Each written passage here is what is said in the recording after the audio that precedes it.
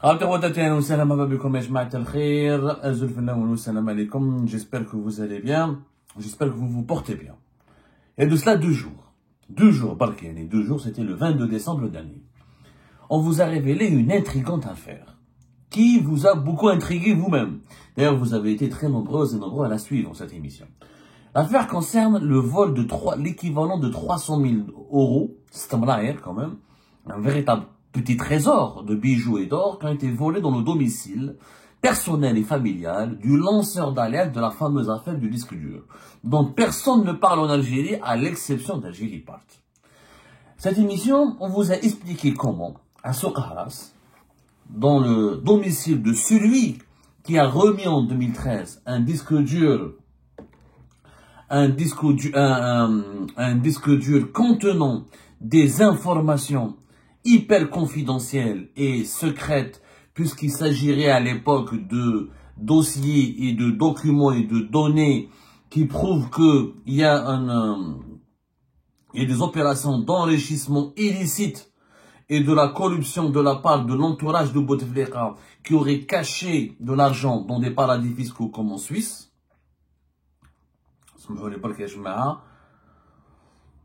J'étais interrompu par les appels et les messages. On est complètement débordé face à l'ampleur du travail que nous avons à accomplir malheureusement. Donc souhaitez-nous du bon courage et même à la fin de l'année, nous n'avons pas des fêtes. Nous, on est toujours concentrés sur les dessous et les complexités de l'actualité algérienne. Donc ce disque dur qui a été remis par un lanceur d'alerte, qui était établi à l'étranger. Plus exactement, dans cette situation, il avait subi de la persécution, il avait fui l'Algérie à l'époque. Il remet au service secret algérien via le lieutenant-colonel, celui qui est devenu en 2020, en 2021, lieutenant-colonel, qui était à l'époque un commandant de la direction de la documentation de la sécurité extérieure, Tarek Amirat, Ramel Amirat, fils de défunt Slimane Amirat, l'un des personnages historiques de la guerre de l'indépendance, de la lutte pour l'indépendance du pays.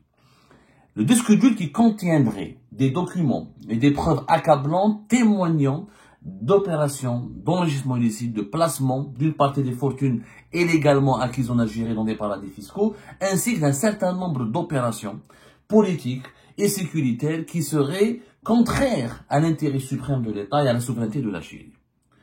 Ce disque dur, malheureusement, il a disparu parce qu'il a été détourné par Tarek Amirat, qui, au lieu de le garder, au lieu de le remettre à la Direction Générale des Services Secrets Algériens, à l'époque c'était le DRS, ensuite 2013-2015, la restructuration de le DRS avait disparu, on avait fait la coordination des services de sécurité, les services secrets, la coordination, la CSS, la DSS, la Direction des Services Secrets, on avait normalement un coordinateur, ensuite la DDSE, la DGSI dans l'enseignement intérieur, dans l'enseignement technique, la DGRT, chacun avait un patron des 3 principaux services, la DGRT dans l'enseignement technique, la DGSI dans l'enseignement intérieur et la DDSI dans l'enseignement extérieur. Chacun avait un patron à part. Donc, le disque dur, il a disparu parce que Tarek Amirat l'a remis à Saïd Bouteflika. Tarek Amirat, au lieu d'enclencher une enquête, au lieu de le remettre à sa hiérarchie, pour que les enquêtes soient menées et pour que les éventuels coupables d'actes de trahison, d'enrichissement illicite, de transfert illicite de fortune, de corruption, d'argent volé en Algérie, transféré vers la Suisse ou vers d'autres paradis fiscaux à travers le monde comme Dubaï ou d'autres paradis fiscaux comme Hong Kong, au lieu que ces éléments soient protégés pour qu'il y ait une véritable enquête minutieuse et secrète, Tarek Amirat l'a donné à Saïd Bouteflika qu'il l'a utilisé pour se protéger, pour protéger ses intérêts, protéger ses proches et pour, quelque part, il l'a remis à la personne qui était visiblement, potentiellement coupable des malversations et des comportements répréhensibles dénoncés par les informations qui étaient contenues dans ce disque dur. Personne n'en a parlé jusqu'à 2022, août 2022, l'arrestation de Tarek Amirat, perquisition dans son domicile. Il a été arrêté pour d'autres motifs, pour une affaire de complot au sein des services secrets algériens contre des hauts responsables de l'État et contre des membres du gouvernement et des membres de l'entourage de Abdelmajid Tebboune. Lors de c'est la fameuse affaire des officiers comploteurs dont nous avons parlé à l'affaire Algérie Part, Tarek Amirat, dans une perquisition qui a été menée par la DGSI à l'époque, la Direction Générale de la Sécurité Intérieure, dans les locaux, dans dans son logement personnel, dans son logement principal.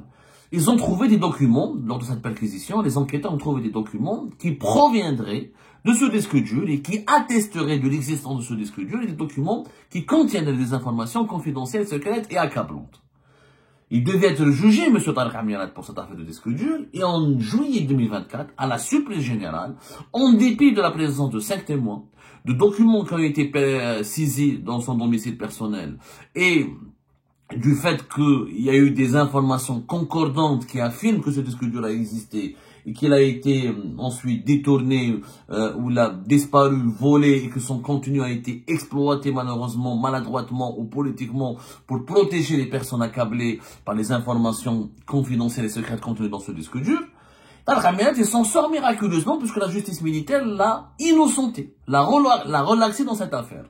Et les documents qui étaient saisis lors de la perquisition en août 2022 dans son domicile principal et personnel n'ont plus jamais été retrouvés par les juges qui ont affirmé aux témoins ou aux parties civiles, voilà, ces documents ont disparu, on les a pas retrouvés, et puis clairement la justice militaire ne voulait pas enquêter dans cette affaire. Clairement, Tariq Amirat a bénéficié d'une clémence, d'un traitement de faveur extrêmement douteux et opaque, alors qu'il y avait des témoins, comme par exemple l'ancien commandant, qui est devenu colonel plus tard, Boualem Ben Nasser, qui était l'ex-consul d'Alicante, l'ex-consul d'Algérie à Alicante, et qui était le chef de bureau de sécurité du consulat d'Algérie à Bobigny, et qui devait être le premier à récupérer le disque dur. Finalement, c'est pas lui qui l'a récupéré, puisque Tariq Amirat était venu depuis Alger pour interférer, pour le subtiliser et le monopoliser, la récupération de ce disque dur.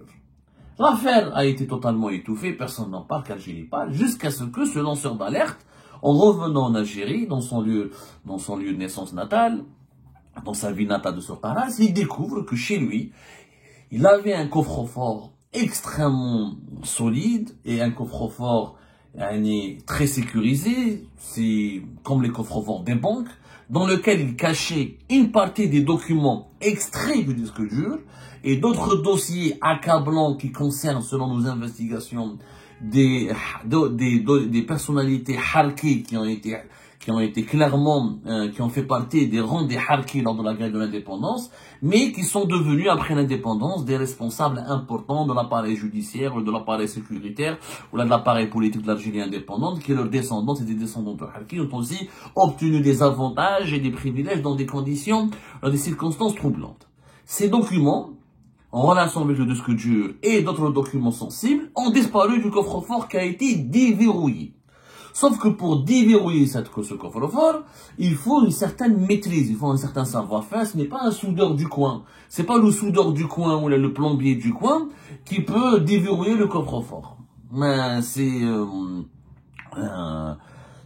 il faut une certaine maîtrise, il faut un certain savoir-faire. Le lanceur d'alerte a dit qu'il dépose plainte justement parce que aussi dans ce coffre-fort il y avait cette quantité de bijoux. C'est un petit trésor de plus de 6 milliards de centimes, quand même entre presque 300 000 euros. C'est des bijoux, c'est de l'or, dans des parures, dans des chaînes, dans des bagues, dans des bijoux traditionnels algériens, etc., qui appartenaient à la famille de ce lanceur d'alerte et qui ont été reçus en héritage. Et le lanceur d'alerte, visiblement, avait toutes les attestations qui démontreraient l'origine de ces bijoux et leur traçabilité. Il dépose plainte, etc. Et l'affaire était traitée par le tribunal de Soukharas. On avait cité les juges. On avait donné des noms des juges, je vous les redonne maintenant, parce que l'affaire, elle est très complexe et compliquée. Le juge qui était en charge de juger cette affaire, c'est un certain Marnous Abdelwahab. Adam Marnous Abdelwahab, il est juge au niveau de la Cour de justice de Soukharas. Au niveau de la Cour de justice de Soukharas. Adam Marnous Abdelwahab, c'est lui qui devait être le juge de siège. C'est lui qui devait juger cette affaire. Et sur le dossier, il y avait deux juges d'instruction. L'oula, c'est la juge d'instruction au niveau du tribunal de Soukharas, Zaidi Samia. Et la deuxième, le deuxième, celui qui était impliqué, le deuxième juge d'instruction, c'est Saad Rachid. Voilà. Nous avons obtenu leur nom. Saad Rachid était le premier juge d'instruction Les juges d'instruction, c'est quoi leur rôle? Les juges d'instruction, je schématise, c'est important de comprendre, et de mener l'enquête, l'instruction judiciaire, trouver les coupables, qui a volé cet or, demander au service de sécurité de faire une enquête, vérifier l'enquête qui a été menée par les services de sécurité, auditionner les personnes suspectes, décider de leur placement en détention, les soumettre à un contrôle judiciaire, etc. Homa Sarbo, une jeune fille, qui aurait reconnu son père a récupéré cet or dans la maison de ce lanceur d'alerte, et que c'est son père qui l'a récupéré, qui l'a revendu, qui lui a laissé une partie de cet or, qui a disparu par la suite. Donc elle a été soumise à une simple fait divers. Donc au départ, Magnous Abdel Wahab, il pensait que c'était une simple affaire de fait divers. Et les deux juges d'instruction qui étaient en charge de ce dossier ne lui ont pas dit toute la vérité. Nous venons de découvrir, et nous avons confirmé au cours de notre enquête, finalement, Magnous Abdel Wahab, on lui a pas, parce que lui c'est un juge de siège, c'est pas lui le juge d'instruction. C'est le juge d'instruction, quand il termine son enquête, il l'envoie vers le parquet décide des peines qu'il veut recourir, ensuite le tribunal organise un procès, et le juge de siège doit donner un verdict. À la il va y avoir un procès, des audiences, l'audience, il se met à les personnes qui sont accusées, il se documente, il s'appuie sur l'enquête qui a été menée par le juge d'instruction, il demande au procureur de la République de requérir une peine, de demander une peine, et lui il juge. Mais la Magnous Abdel Wahab, il a découvert à la suite de notre émission le 22 décembre, nous avons pu confirmer au cours de notre enquête, il a été choqué. Il a découvert la vérité sur cette affaire grâce à notre émission. راح سمع Algérie Part, سمع ce qu'Abdou Semmar a raconté. Il a convoqué ensuite les deux juges d'instruction, les huma Saad Rachid ou comment s'appelle Zaidi Samia, et il les a savonnés.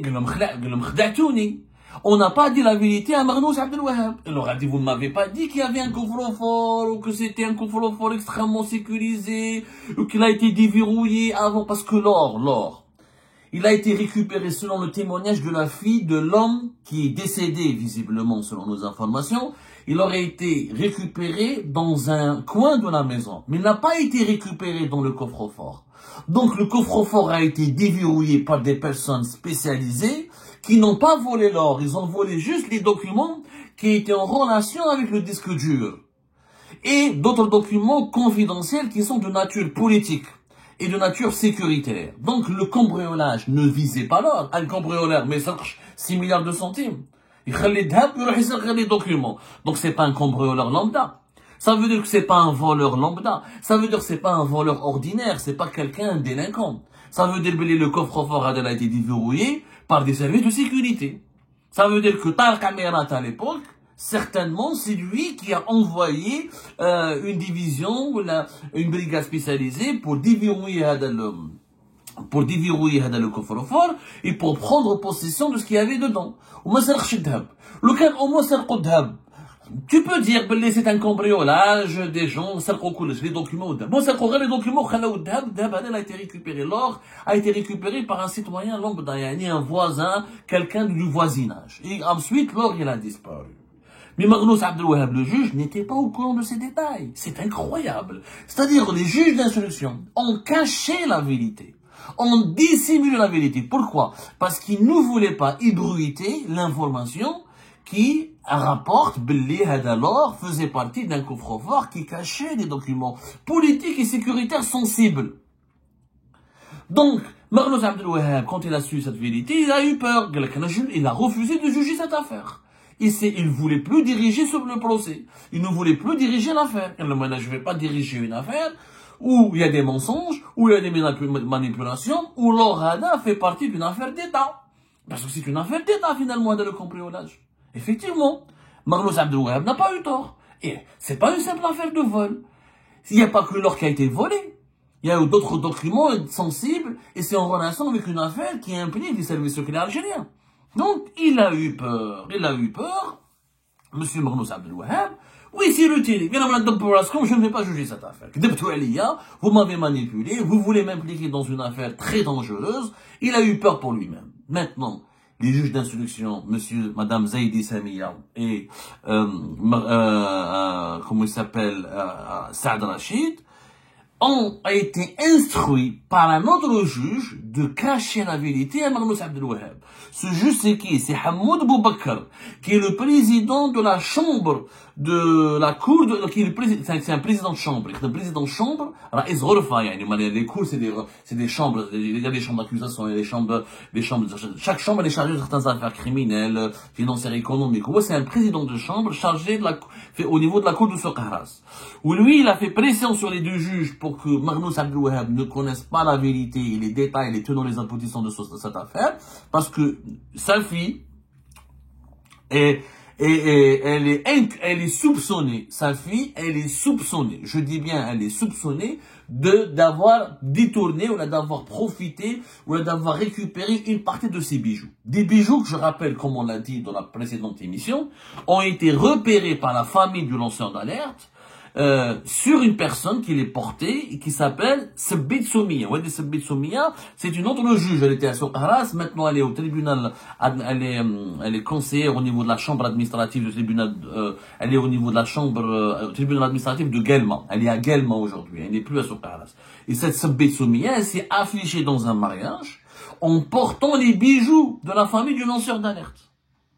Donc, c'est les mêmes bijoux là, la famille du lanceur d'alerte ont reconnu, le juge d'instruction. Ils sont partis voir le juge d'instruction, voilà, on a des photos, nous avons vu sur des photos, quelques bijoux de l'or familial qui a été volé et porté aujourd'hui par, la juge Sabbit Soumia. Elle a Sabbit Soumia, parce qu'elle était l'une des voisines du lanceur d'alerte. Donc, est-ce que la personne qui a volé cet or l'a remis à Sabbit Soumia, l'a revendu à Sabbit Soumia ou l'a récupéré quelques bijoux? Ça, c'est à l'enquête de le déterminer. Mais ce n'est pas un simple fait divers.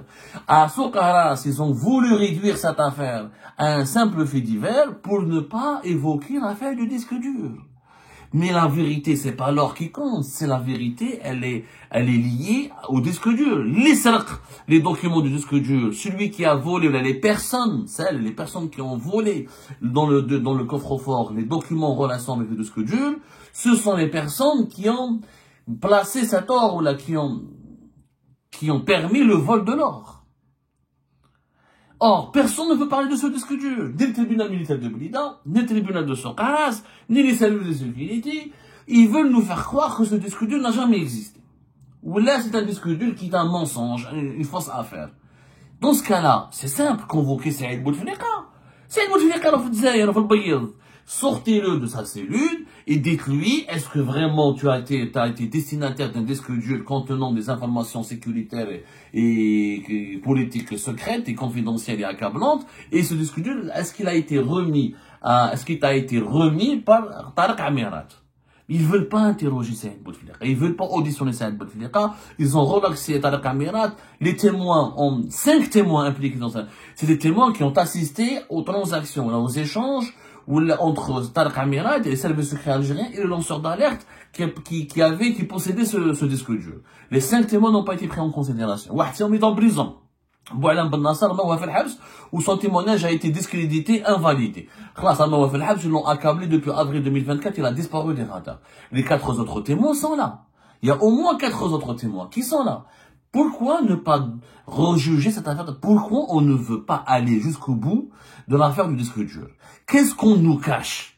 On nous cache des choses. Disque dur, comment se fait-il qu'un lanceur d'alerte donne au service secret algérien un disque dur qui contient des informations importantes à vérifier? Est-ce qu'elles sont vraies ou authentiques?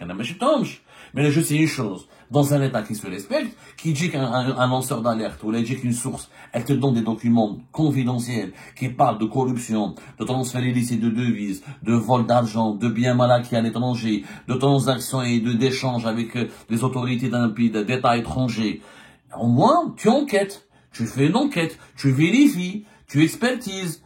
Si c'est faux, ok, mais tu fais l'enquête. Mais l'enquête n'a pas été faite parce que le disque dur a été détourné par Tariq Amirat, il a été donné à Saïd Bouteflika. Tariq Amirat, il fait relaxé. Et le lanceur d'alerte qui a donné ce disque dur, il se retrouve cambriolé, son coffre-fort déverrouillé, et tous les documents en relation avec le disque dur ont été volés, subtilisés, et l'or qui était dans ce coffre-fort, il a disparu et s'est retrouvé entre les mains de juges, ou là de revendeurs, ou là de voleurs, de cambrioleurs, on n'en sait rien. On n'en sait rien. Et là, ce qu'on demande, il faut que le ministère de la Justice dépêche une inspection à Soqaras pour comprendre, pour demander à ces juges d'instruction pourquoi ils ont caché la vérité à Marnos Abdel Wahab. Et de deux, il faut que le tribunal militaire de Blida assume ses responsabilités, rejuge ou la relance l'affaire du disque dur avec Tarek Amirat, il fasse appel à Saïd Bouteflika. Faisons appel à Saïd Bouteflika pour comprendre et connaître enfin la vérité sur l'une des affaires les plus sombres, les plus intrigantes, les plus mystérieuses de l'Algérie contemporaine.